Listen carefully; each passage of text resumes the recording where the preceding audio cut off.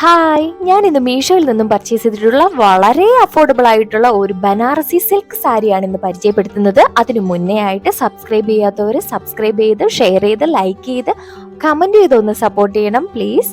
അപ്പോൾ നമുക്ക് അൺബോക്സിങ്ങിലേക്ക് കടക്കാം. അപ്പോൾ ഞാൻ ഇന്ന് സെലക്ട് ചെയ്തിരിക്കുന്നത് എനിക്ക് വളരെയേറെ ഇഷ്ടപ്പെട്ട ബോട്ടിൽ ഗ്രീൻ കളറും ബോർഡറിൽ വരുന്ന റെഡ് കളർ ബോർഡർ വരുന്ന ഒരു സാരിയുമാണ് ഞാൻ പർച്ചേസ് ചെയ്തിരിക്കുന്നത്.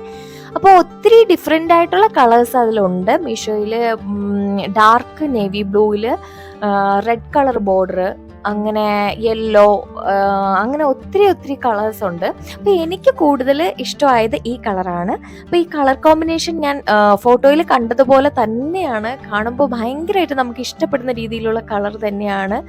ഒപ്പം ബനാറസി സിൽക്ക് സാരി എന്ന് പറയുമ്പോൾ അതും ഇത്ര അഫോർഡബിൾ റേറ്റിംഗ് ഞാൻ വഴിയെ പറയാം.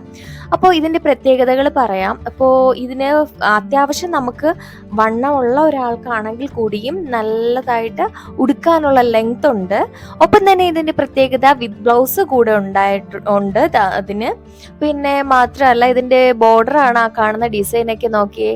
പിന്നെ ഇതിൽ ഫുള്ള് ബുട്ടാസ് വർക്കാണ് വന്നിട്ടുള്ളത്, ബുട്ടാസ് കൊടുത്തിട്ടുണ്ട് നിറയെ. ആ വർക്ക് തന്നെ നമുക്ക് എപ്പോഴും സാരി ഉടുക്കുമ്പോൾ ഭയങ്കര ഭംഗി തരുന്നുണ്ട്. ഇതാണ് പല്ലു വരുന്നത്. പല്ലുവിലൊക്കെ വളരെ ഡീറ്റെയിൽഡ് ആയിട്ടുള്ള വർക്കാണ് വന്നിരിക്കുന്നത്. അപ്പൊ ഇതിന്റെ വിത്ത് ബ്ലൗസ് എന്ന് പറയുന്നത് ബ്രോക്കേഡ് വർക്കാണ് കൊടുത്തിരിക്കുന്നത്. അപ്പൊ നോക്കൂ, ഇതാണ് പല്ലു കാണിച്ചിരിക്കുന്നത്. നോക്കൂ, വളരെ നല്ല ഫ്ലവർ വർക്കും.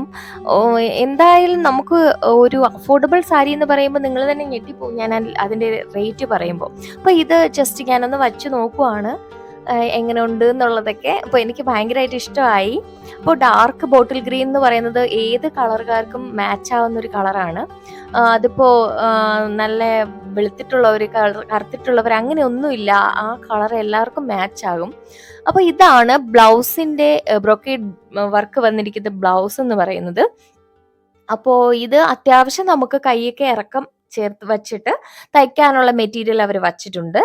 അപ്പോൾ അതല്ല നമുക്ക് സെപ്പറേറ്റ് ബ്ലൗസ് എടുത്ത് തയ്ക്കണം എന്നുണ്ടെങ്കിൽ കുറച്ചുകൂടെ ലെങ്ത്തും പ്ലീറ്റ്സും ഒക്കെ കിട്ടും. അപ്പോൾ അങ്ങനെ വേണമെന്നുണ്ടെങ്കിൽ അങ്ങനെയും ചെയ്യാം. വളരെ സോഫ്റ്റ് ആയിട്ടുള്ള മെറ്റീരിയൽ ആണ്, എനിക്ക് ഭയങ്കരമായിട്ട് ഇഷ്ടപ്പെട്ടു. നമ്മൾ സാരി ഉടുക്കുമ്പോൾ ഒതുങ്ങി നിൽക്കുന്ന ടൈപ്പ് മെറ്റീരിയൽ ആണ്.